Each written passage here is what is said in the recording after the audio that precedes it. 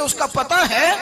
میرے حبیب پاک سید عالم صلی اللہ علیہ وسلم نے بڑا پیار. اب یہاں علی علی کہنے والے ایک تو وہ طبقہ ہے ملنگوں کا جن کا میں نے رونا شروع میں رویا ہے اور ہم روتے ہی رہتے ہیں. اللہ کرے ان لوگوں کا صفایا ہی ہو جائے, آمین تو کہہ دیں. اور ایک وہ طبقہ ہے اللہ خیر کرے جو حضرت علی کا نام لیتے ہیں تو باقی تین کو پوچھتے ہی نہیں. حضرت علی بیٹھے تھے, حضرت ابو بکر صدیق آ گئے تو دیکھ کے مسکرانے لگے. تو مولا علی شیر خدا کہنے لگے ابو بکر ہنستے کیوں ہو؟ کہا حضور نے فرمایا تھا قیامت کے دن علی جنت کی ٹکٹیں تقسیم کرے گا. کہنے لگے لگتا ہے حضور نے تمہیں پوری بات نہیں بتائی. تو ابو بکر کہنے لگے پوری بات کیا ہے؟ فرمانے لگے مجھے نبی پاک نے کہا تھا علی جنت کی ٹکٹ اس کو دینا جو ابو بکر سے محبت کرے. اس کو ٹکٹ دینی ہے جو ابو بکر صدیق سے محبت کرے, اس کو ٹکٹ دینا جنت کی. ان لوگوں کا پیار, ان کی وفا. اور پھر عجیب لوگ چکر ہے, لوگ کہتے ہیں حضرت علی کے حق پہ قبضہ ہو گیا. علی کو اتنا کمزور نہ سمجھو, شیر خدا کو اتنا. اگر حسین ابن علی نہیں قبضہ کرنے دیتے یزید جیسے ظالم کو تو علی المرتضیٰ شیر خدا کے سامنے کو ٹک سکتا ہے؟ حضرت علی شیر خدا مشیر رہے جناب صدیق اکبر کے, وفادار رہے حضرت فاروق اعظم کے, اور پھر حضرت علی رضی اللہ تعالیٰ عنہ محافظ رہے حضرت عثمان غنی کے. وہ رسول اللہ صلی اللہ. اور سنو ایک عجیب بات لکھی ہے بزرگوں نے, کہتے ہیں بدر یا احد میں ایک جنگ میں ایسا بھی ہوا کہ کپڑا نہیں ملتا تھا جھنڈا بنانے کے لیے, تو حضرت عائشہ کی ایک پرانی چادر تھی اس کا جھنڈا بنایا گیا. تو جھنڈا سب سے پہلے مولا علی شیر خدا نے اٹھایا. حضرت عائشہ صدیقہ کے ساتھ پیار مولا علی شیر خدا رضی اللہ تعالیٰ عنہ کا. یہاں تو لوگ نہ جانے اس کون سی خدمت کر رہے ہیں. اگر حضور کے قریب رہنے والے پاس بیٹھنے والوں میں آپس میں اتفاق نہیں تھا تو آج مسلمانوں میں کیسے پیدا ہوگا؟ تم نے تو دین کا سارا رنگ ہی گدلا کر کے رکھ دیا. تم نے تو وہاں بغض پیدا کر دیا جہاں سے لوگوں کو اتفاق کا درس ملنا تھا, وفا کا سبق جہاں سے لوگوں نے پڑھنا تھا, نے وہی حالات خراب کر دیے. مولا کائنات شیر خدا کرم اللہ تعالیٰ وجہ الکریم صحابہ کے مجمع میں بیٹھے تھے, یاروں کے بیچ بات ہو رہی تھی. اب حضرت علی کی تعلیم سن لیں. حضرت علی کی تعلیمات کیا ہیں؟ بیٹھے تھے, گفتگو چھڑ گئی حضرت علی رضی اللہ تعالیٰ عنہ کی. ہر آدمی نے کہا مجھے فلاں چیز پسند ہے, فلاں چیز پسند ہے, فلاں چیز. تو پوچھا علی آپ کو کیا پسند ہے؟ تو حضرت علی کہنے لگے تین چیزیں پسند ہیں. کہا کون کون سی؟ فرمایا ایک میرا دل کرتا ہے کہ روزہ گرمی کا ہو. حضور فرماتے ہیں تمہیں پتہ چل جائے رمضان میں برکت کیا ہے تو تم کو سارا سال ہی روزے ہونے چاہیے. یہ اتنی فضیلت کی بات. حضرت علی شیر خدا کہتے ہیں مجھے گرمیوں کا روزہ پسند ہے. اور پھر حضرت علی شیر خدا فرماتے ہیں مجھے پسند یہ ہے کہ میں اکیلا کھانا نہ کھاؤں, جب بھی کھاؤں میرے ساتھ کوئی مہمان بیٹھا ہو, یہ میری پسند ہے. حضرت علی کہتے ہیں میری تیسری پسند یہ ہے کہ میرے مقابلے میں جو دشمن آئے وہ کمزور نہیں ہونا چاہیے, وہ کمزور نہیں, وہ تگڑا طاقتور دشمن آئے. فرماتے ہیں مجھے مزہ تو آئے نا رب کے رستے میں جہاد کرنے کا. تگڑا دشمن, آج مسلمانوں کا بڑا دشمن پیدا ہوا ہے اور سربراہ ہے اسلام کے سارے دشمنوں کا, لیکن مسلمان اس سے ڈرتے ہیں, اس سے تعلق بنانا چاہتے ہیں, اس کے قریب جانا چاہتے ہیں. حضرت علی نے پیغام دیا مزہ ہی تب آتا ہے جب دشمن دلیر ہو, مزہ ہی تب آتا ہے جب دشمن تگڑا ہو, لطف ہی تب آتا ہے جب تمہارا مقابلہ سخت آدمی کے ساتھ ہو. حضرت علی شیر خدا, فجر کا وقت تھا, ہاتھ میں چھڑی پکڑی تھی, 63 سال عمر مبارک تھی, کوفے کی جامع مسجد میں نماز پڑھانے آ رہے تھے. ہر دروازے پہ دستک دیتے اٹھو الصلاۃ خیر من النوم. رستے میں حضرت علی لوگوں کو جگاتے جگاتے آئے. جب مسجد کوفہ میں پہنچے تو ایک بدبخت خنجر چھپائے کھڑا تھا, اس نے حضرت علی رضی اللہ تعالیٰ عنہ کو خنجر مارا. وہ دوستانہ جو 10 سال کی عمر میں شروع ہوا تھا. جب شیر خدا کو خنجر لگا تو پتہ لفظ کیا تھے؟ فزت برب الکعبہ. لوگوں رب کعبہ کی قسم میں کامیاب ہو گیا, میری زندگی دین کے کام آ گئی, میں کامیاب ہو گیا. حضرت علی کی داڑھی ساری لہو سے بھر گئی. حضرت شیر خدا فرمایا کرتے تھے ایک دفعہ میں بڑا بیمار ہوا, میرے سے اٹھ کے کھڑا نہیں ہوا جاتا تھا. حضور تیمارداری کرنے آئے تو میں نے کہا یا رسول اللہ پتہ نہیں بچوں گا کہ نہیں. حضور نے فرمایا علی نہیں, تو اس وقت دنیا سے جائے گا جب تیری داڑھی لہو سے رنگین ہو جائے گی. شیر خدا کہتے ہیں جب زخم لگا تو میں نے نیچے جھکا کر دیکھا تو داڑھی لہو سے بھری ہوئی ہے. میں نے کہا بس وہی کامیاب ہو گیا. जामे मस्जिद कूफा में मौला अली ने सर सजदे में रखा।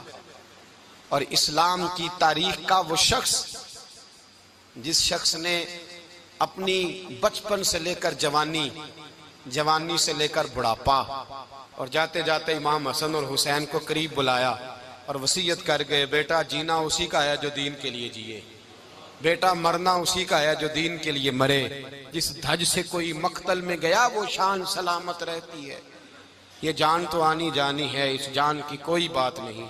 हजरत शेर खुदा करमल्लाहु ताला वजहुल करीम खातमुल खुलफा थे, उन पर खिलाफत इस्लामिया खत्म हुई। हजरत अली रदी अल्लाह ताला अन्हु जिस दिन विसाल हुआ, आपके बेटे कहते हैं उस रात मौला अली ने खजाने का माल सारा एक रात पहले तकसीम किया, और फिर जिस जगह माले खजाना होता था वहां 2 नफल पढ़ के कहा, ऐ अल्लाह मैंने तेरे बंदों की अमानत तेरे बंदों तक पहुंचा दी है।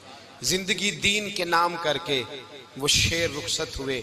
21 रमजान मुबारक की शाम ढली तो हजरत अली उल मुर्तदा शेर खुदा रुखसत हुए। सहाबा कहते हैं मदीने में कोहराम मचा, बगदाद की गलियां सूनी हुई, कूफे के लोग तड़पे, मक्के में भी लोगों ने दुआएं मांगी। वो सूरज इस अंदाज में दुनिया से गया कि उसकी रोशनी कयामत तक बाकी रहेगी, उसका उजाला कयामत तक चमकता रहेगा। हजरत अली का नाम आज खुददारी की अलामत है, हजरत अली का नाम ईमान की अलामत है। मौला अली के नाम का नारा लगता है तो सीनों में खून दौड़ता है, ताकतें बेदार होती हैं, रूहें बेदार होती हैं। हजरत अली कसरत से नमाज पढ़ते, कसरत से रोजे रखते, कसरत से इबादत करते। हज तो इतना महबूब था, हर साल हज करने जाते, हर साल हज करते। हजरत मौला अली शेर खुदा रदी अल्लाह ताला अन्हु का आलम ये था कि बावजूद गुर्बत के, बावजूद गरीबी के, घर में कोई शय, और ये जानबूझ के गुर्बत इख्तियार की थी वरना तो मालिक थे कौन है, बावजूद फकरे इख्तियारी के हजरत अली रदी अल्लाह ताला अन्हु के दरवाजे से खाली कोई नहीं जाता था। एक साइल मस्जिद में मांगने आ गया, मस्जिद में मांगने आ गया तो हजरत अली नमाज पढ़ रहे थे।